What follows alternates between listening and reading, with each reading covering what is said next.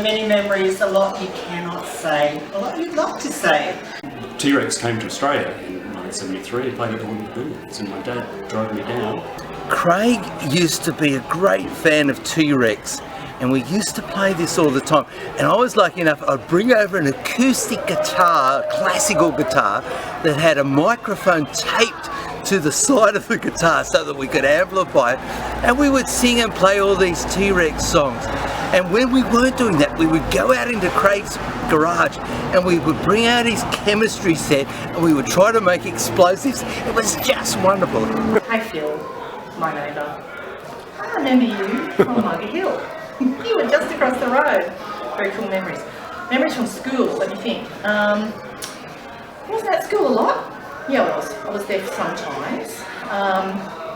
Art was a good one. Graham Mackey, very funny guy. Lots of fun times. Man Can Fly, that's one that sort of springs to mind. Major Works, remember that? Well, I do remember that major work. It wasn't a major work, it actually took me 3 minutes.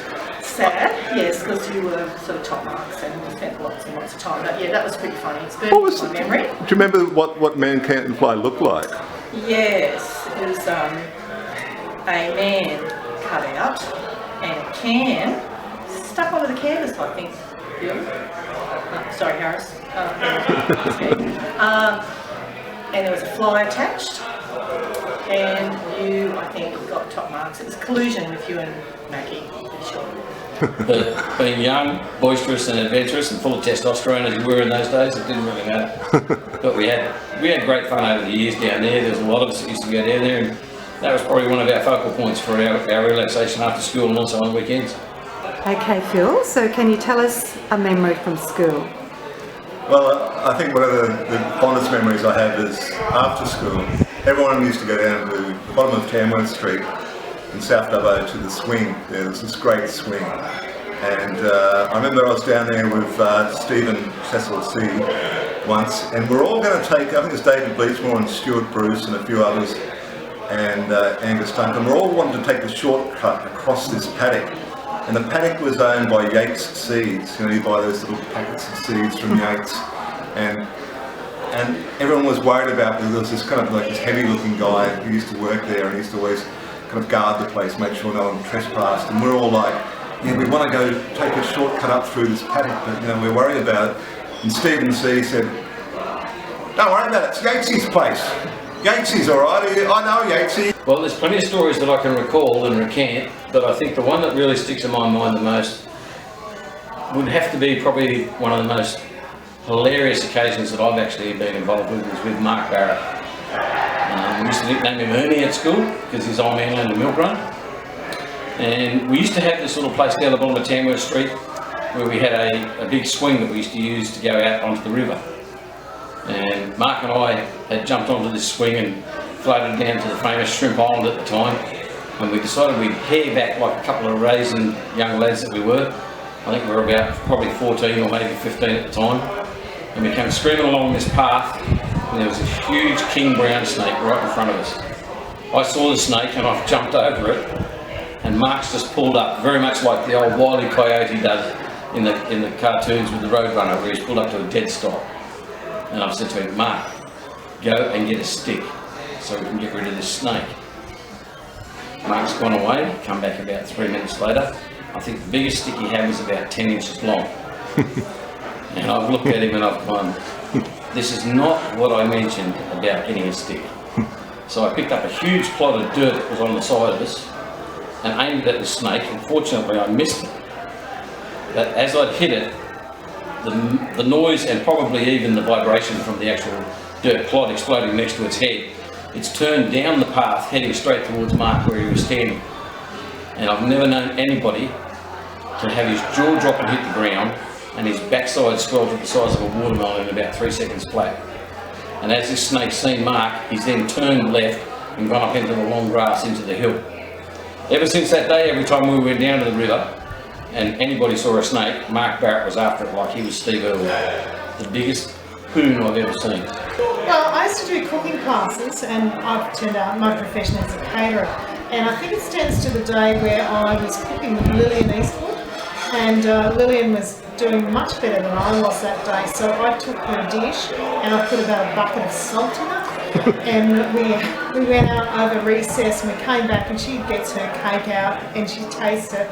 And obviously it just tastes like shit. And she goes, "Fuck you, Arnold."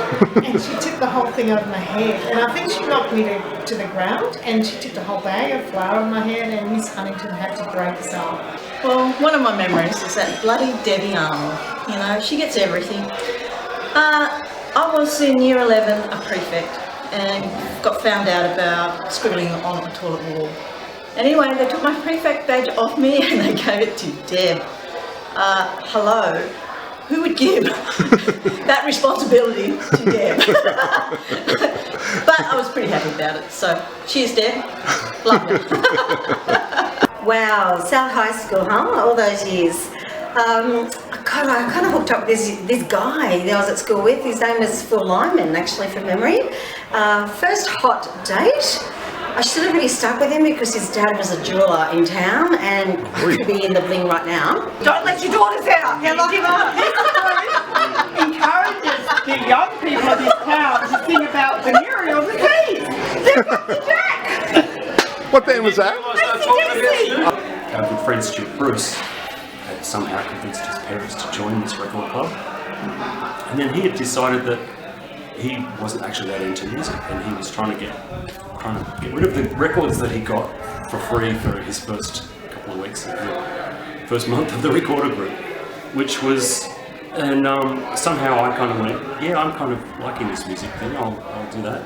So the first two albums I ever bought, I bought by Stuart Bruce, which was Led Zeppelin 4 and Bowl and Boogie by T-Rex. Margie Leach, Dr. Margie Leach. Oh. Yes. I see, yes. And what happened? Yeah. It was all kind of hush-hush, but she was driving home. I think Doug was in the back with his current girlfriend.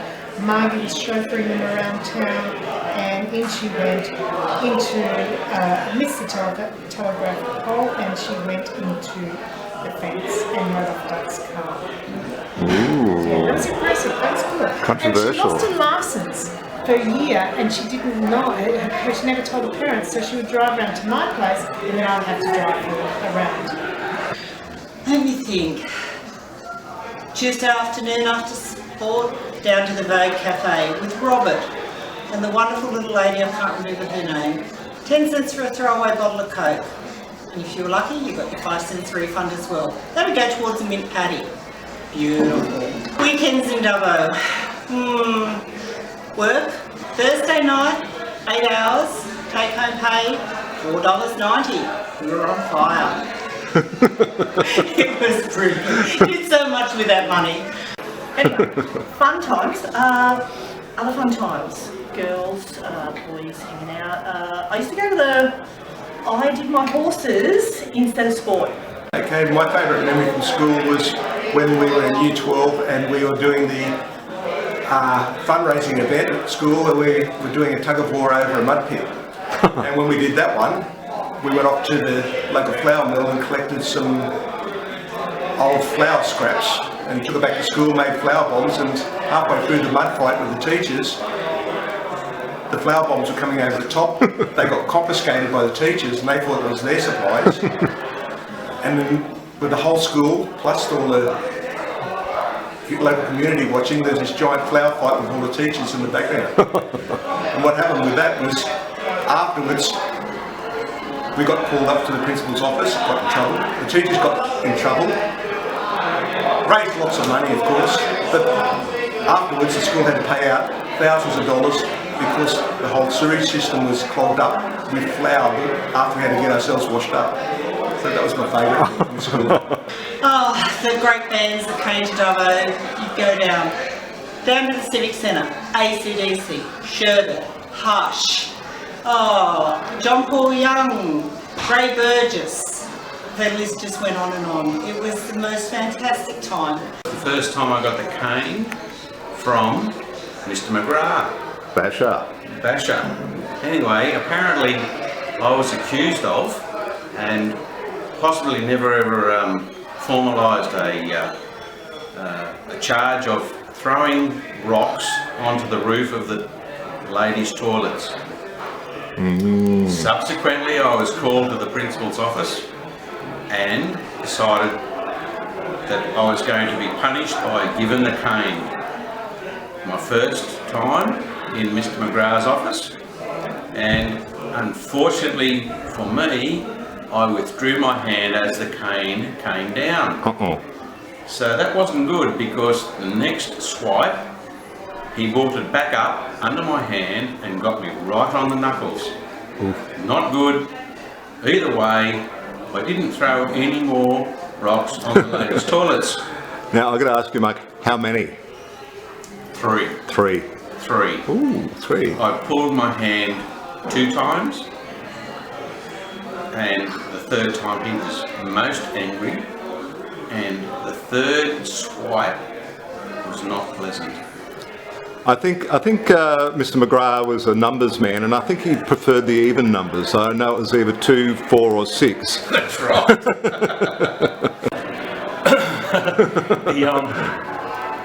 I'm told that this is supposed to be some significant event or interesting anecdote. Is that kind of it? It's that sort of thing, Craig. So probably one of the most defining moments in my life was I'm pretty sure it was in about 4th class at South Primary, and I had the flu or something, and I was sort of away for a week or a few days. And the next week, on a day which was like on Wednesday or something, lunchtime, ran out to the playground and couldn't find anyone. All my friends were, I was running around going, where is everyone? Then after lunch, we go back into class, and I discovered that the previous week when I was away, some flyers had gone out from Dennis Ahern, who was the bandmaster, for a recorder group. And it turned out that my friends, I couldn't find them in the playground this particular lunchtime because they'd all joined the recorder group the week before. So I went, okay, well, I don't want to be left out of this. I didn't like spending lunchtime wandering around on my own. So I went home and got mum and said, everybody else is in the recorder group, but I need to get a recorder, I can find out. So she rang around and kind of found out what the textbook was, and went down to probably to the Melody Music Centre and bought a beautiful Hohner recorder, which I still own. And I thought, so then maybe it was every second week or something, but I went home and kind of got this thing, right, so this has been going on for a few weeks now. I reckon they're up to probably chapter 3 or 4 on this thing, so I started teaching myself to play the recorder, trying to catch up so I could turn up next week with all my friends to the recorder group, and I'd just fit right in. So I turned up the next week, and they were all kind of still on chapter 1, and I was right away ahead. And of course, recorder group's really pretty dull, and everybody just stopped doing it after another couple of weeks. But by that point, I'd kind of committed, and so it shrunk back down again to probably 5 or 6 people, one of whom was Glennis Reed, who was a year above us at school, and who ended up being a friend for after that. And so I continued because I kind of enjoyed this. I enjoyed the whatever it is that when you make music with other people, it's a neat thing. So so out of that little recorder group it would have been 1970, 69, 70, something like that. I went on to be in a number of bands, and Glennis went on to play trombone for Midnight Oil and played at the Sydney Olympics, the opening of the Sydney Olympics. And awesome. More people have seen Glennis play trombone than I've ever seen them play, but yeah, it was a pretty funny little room. Well, I never even knew that you could play a recorder, Craig, so that's a great story. Thanks very much. All the music starts with a recorder. I have the record for the cane in one day where I got 48, 6 every period. Outstanding, I know. What topped it off was getting, I think it was our tech drawing teacher, Alan Storer was his name, I think. And this is, I hope a lot of people really know Alan. But he asked me to go and get something out of his desk, but I think he'd forgotten that he'd left a piece of literature in his desk. and I found this piece of literature, and I took it up to the classroom and I showed all the boys this piece of literature. So it had lots of pictures in it? Lots of pictures. Oh. Yes. And so they're all around my desk as I was showing them. And Alan came in through the door, and all of a sudden, everyone disappeared from around my desk. I remember this really badly, so I ended up getting sent to Mr. McGrath's office, and that cost me another $6. But you know, it was very interesting. My mother couldn't believe it. As I was I wanted to do a piano concert not long after that. And she looked at my hands, and my hands were an absolute mess after Mr. McGrath had finished with them. And yeah, so. Did the concert go on? Yeah, I did actually. Yeah. Very light on the keys, I'm sure. I was very light on the keys. Most of the damage was in the middle of my hands, thank goodness. Oh, okay. But yes, Mr. Alan was a wonderful guy. Really, really wonderful. Thinking back, I think he was one of the guys that actually shaped my career in music and not woodwork. Oh, F-True. F-True. Love F-True. Favourite band? Oh, who we have? Our local band. Dave Mason, Greg Hooper. Of course. The Reels. Books. We're talking about the Civic Centre earlier. All the good stuff that we missed out on there. You know, we saw all those great bands. So, AC/DC, the Angels. Really fun times. We just didn't know what we had in Dubbo.